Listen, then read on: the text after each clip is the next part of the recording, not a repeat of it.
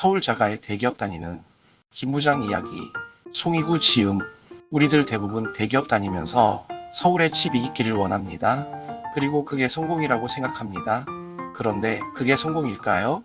이 책에서 서울에 자기 집이 있고 대기업을 다니는 김 부장이란 분이 나옵니다. 이분은 본인의 인생에 대해 너무 만족해하고 있습니다.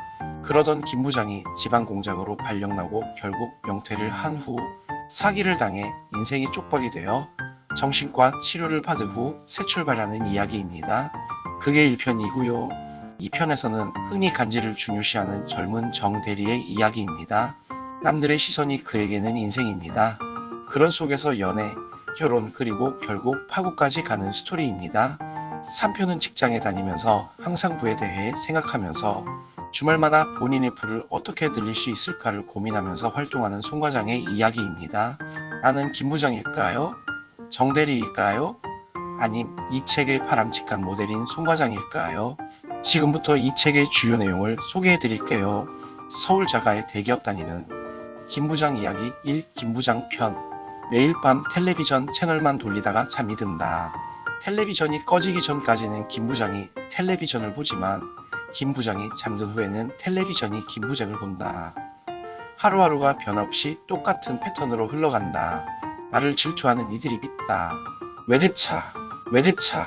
참 웃겨? 아이폰 보고 우리가 외제폰이라고는 안 하잖아. 망고나 바나나도 외제 과일이라고 안 하는데 유독 차만 외제차 수입차라고 하는 게 웃기지 않아? 퇴직금으로 부동산 사기를 당한 후 정신과 상담에서 회사에서 은퇴했다고 해서 삶을 은퇴한 게 아니에요. 사기 한번 당했다고 해서 인생이 막을 내리는 게 아닙니다. 남은 삶을 생각해 보세요.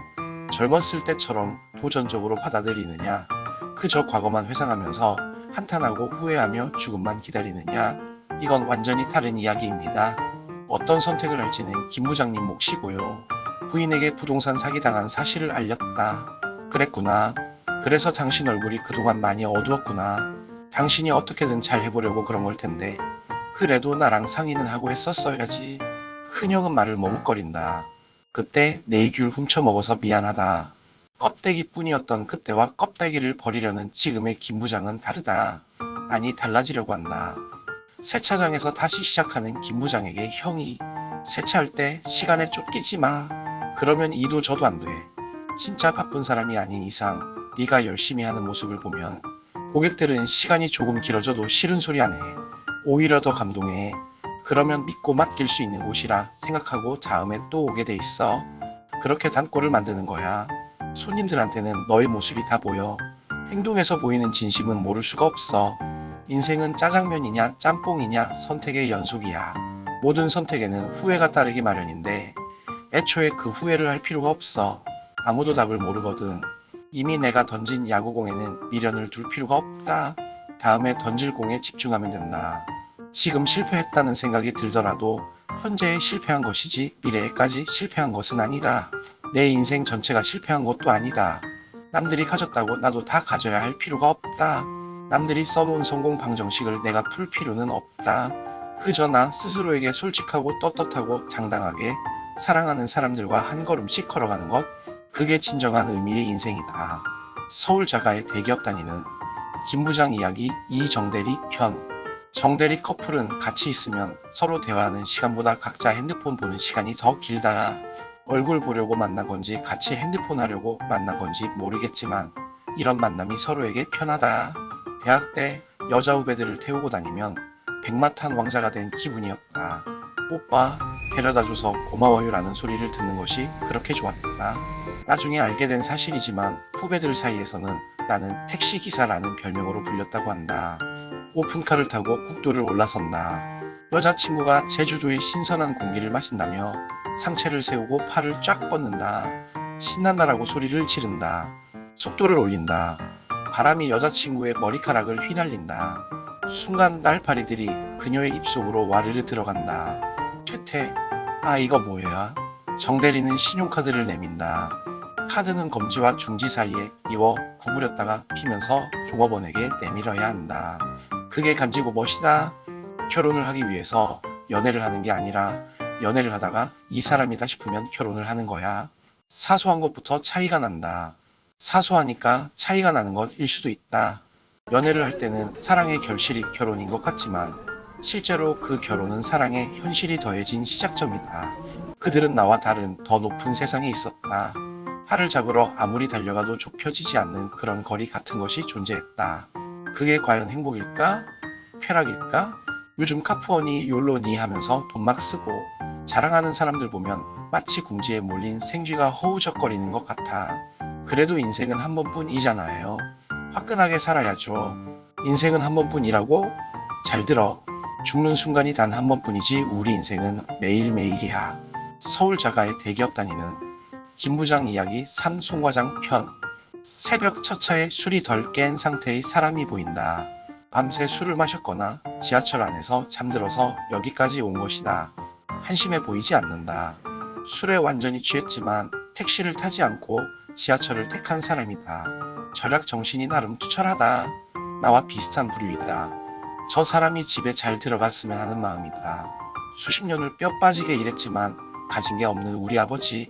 한 번에 땅을 보상받아 수십억을 번 아저씨. 원래 사람은 비교하는 존재다. 그렇게 태어났다. 비교를 하면 안 된다는 것을 알면서도 할 수밖에 없다. 하고 싶어서 하는 게 아니라 저절로 그렇게 된다. 물이 높은 곳에서 낮은 곳으로 흐르듯이 말이다. 내 목표가 생겼다. 60억 보상받기. 어떻게 해야 보상받는지는 모른다. 하지만 이제 알아갈 것이다. 저들이 했다면 나도 할 수 있다. 아직은 방법을 잘 모르지만 찾을 것이다. 잘나지 않아서 몸이 고생하는 것이다. 그렇게 몸을 고생시키니 누군가 알아준다. 나의 이 무식한 방법이 통하다니 신은 다 살 길을 마련해 주시는구나. 감사합니다. 지금 나에겐 직장에서 일을 해서 대가로 받는 월급뿐이다. 그 외에 돈 버는 방법은 아직 모른다. 따라서 현재 내가 할 수 있는 최선은 소비에 최소화다. 이제 돈 아끼는 방법을 모색해 본다. 점심값은? 출퇴근 비용은? 아침 식사는? 사람의 삶 자체는 동등한 가치를 갖지만 삶의 질은 다르다. 처음에는 직업 때문인 줄 알았는데 아니다. 결국 돈 때문이다. 이것이 내가 돈을 많이 벌어야겠다고 생각하는 이유 중 하나이다. 해외여행을 준비하는 책을 보는 사람들이 부럽기도 하지만 내 돈을 훔쳐간 것도 아니고 이 사회가 나를 일부러 가난하게 만든 것도 아니다. 그저 내 상황이 이런 것뿐이다. 그것을 인정하고 내가 이 상황에서 벗어나려고 공부하고 실천할 뿐이다. 변명만 들어놓고 불평만 들어놓고 불만만 들어놓는 것은 어느 누구에게도 도움이 되지 않는다. 돈을 아끼면 통장 잔고만 성장할 줄 알았는데 나도 성장했음을 느낀다. 정확히 말해서 나의 독함이 성장했다. 지금의 나에게 업무 시간은 종잣돈을 모으기 위한 시간이고 여가 시간은 종잣돈을 불리기 위한 시간이다. 현장에 답이 있다. 내가 최선을 다하고 있긴 한 걸까? 여태까지 내가 해왔던 이 정도면 됐다라고 하는데도 이게 과연 최선일까? 김연아 선수와 이상화 선수가 젊음을 바쳐 얼음판 위에서 온몸을 혹사시킨 것만큼 내가 최선을 다하고 있는 걸까? 집에 돌아갈 힘이 남아있다면 그날은 최선을 다한 게 아니다. 나무를 베는데 1시간이 주어진다면 도끼를 가는데 45분을 쓸 것이다. 링컨 대통령의 말이다. 내가 가는 길이 맞는 길인지 의구심이 든다. 그것은 아마도 확신이 부족해서 그런 것 같다. 냇물이 강물을 거쳐 바다로 가듯이 돈의 방향, 즉 부의 흐름이 어디로 가는지가 궁금해진다. 나 말고 다른 사람들은 돈이 생긴다면 무엇을 할까? 내게 억 단위의 돈이 생긴다면 무엇을 할까? 아마도 더 좋은 집으로 이사할 고민을 하겠지. 이해가 안 되면 외우다 보면 이해가 가게 돼 있어. 무관심. 연예인에게 가장 무서운 것은 비난이나 악성 댓글이 아니라 무관심이다. 회사원이 회사에 무관심해지면 그 회사는 어떻게 될까? 세상은 따뜻하다. 차가운 이 세상에도 틈틈이 온기 있는 곳이 있다. 그분은 나를 기억하고 계셨다. 배고픔이 단순히 배만 고픈 것이었을까? 여유로운 사람이 다이어트하는 것과 그렇지 않은 사람이 어쩔 수 없이 굶는 것, 할 수 있는데 안 하는 것과 할 수 없어서 못하는 것, 헝그리 정신이라는 말이 처음으로 이해가 가기 시작했다. 내가 아끼지 않는 비용이 3가지다. 첫째는 부동산 사장님들에게 드리는 소소한 선물. 둘째는 시골길을 너무 오래 걸어서 금세 떨어져 버리는 운동화를 사는 신발값. 셋째는 내 가슴과 머리를 채워주는 책값. 내 질투, 이기심, 욕망이 결국 나를 움직이는 동력이 된 것 같다. 이런 욕망을 남을 해하는데 쓰지 않고 나의 발전을 위해 내 삶을 업그레이드하는 방향으로 온전히 돌릴 수 있다는 것을 이제는 확실하게 안다. 그리고 그 방향키는 오직 나만이 쥐고 있다는 것도 안다. 모든 꽃은 각각 피는 계절이 있다. 어떤 집단에 회원 가입을 해야만 소속이 되는 게 아니다. 내가 마음속에 동그라미를 그려 그룹을 만들고 각 분야의 사람들 이름을 채워 넣으면 그게 소속이 된다. 결국 소속은 내가 결정하고 내가 만들어가는 것이다. 주식이나 부동산이나 시세가 떨어질 때는 신문이나 TV에서 마치 나라가 망할 것처럼 얘기해. 그런데 웃긴 건 지금이 기회라는 말은 절대 하지 않아. 사람들은 집 한 채 사고 시세가 오르면 그게 끝인 줄 안다니까. 화폐 가치가 하락한 거라고는 생각 못해. 경제적 자유란 재정적인 여유와 정신적인 자유가 합쳐져야 해. 사업이든 투자든 직장이든 모든 것의 기초는 예의와 매너야. 한마디로 덕에서 출발해야 한다네. 그게 없으면 아무리 큰 업적을 세워도 결국에는 콩밥 먹게 되어 있어. 수유라는 게 돈과 돈을 가지고 있는 사람, 그리고 돈을 쓰고 싶은 사람의 마음, 다시 말해서 돈, 사람, 심리, 이 세 가지가 합쳐진 것이야. 내가 개인적으로 좋아하는 아파트보다 사람들이 좋아할 만한 아파트를 골라야 해. 어설픈 전문가들은 복잡하게 가르친다. 복잡하게 설명한다는 것은 본인의 머릿속에서도 정리가 안 되었다는 뜻이다. 진짜 전문가들은 판단 명료하게 가르친다. 핵심만 딱 집어 설명한다. 중요한 선택의 갈림길에서 나는 늘 나를 믿었다. 그래야 후회가 없을 것 같았다. 결과가 나쁘더라도 내가 한 선택이기 때문에 억울하지 않다. 행여나 억울할 것 같다면 억울하지 않을 만큼의 노력을 하면 된다. 정대리는 부자가 되고 싶은 건지 부자처럼 보이고 싶은 것인지 모르겠다. 부자처럼 보이고 싶으면 지금처럼 살면 되고, 부자가 되고 싶으면 지금처럼 살면 안 되지. 결국 나의 선택이다. 그 선택은 생각보다 쉽다. 돈을 아낀다고 해서 즐기지 못하는 게 아니거든. 목표를 믿는 것이지 의문을 가지는 게 아니야. 의문을 가지는 사람은 장애물을 믿는 사람이고, 목표를 믿는 사람은 자기 자신을 믿는 사람이야. 투자는 무엇을 선택하고 무엇을 포기할지를 판단하는 것이야. 꾸준히 관리하고 견뎌내야 해. 매일매일 누적되는 지식보다 한 단계 더 올라선 인생관과 가치관에 대해 배워가는 것이야.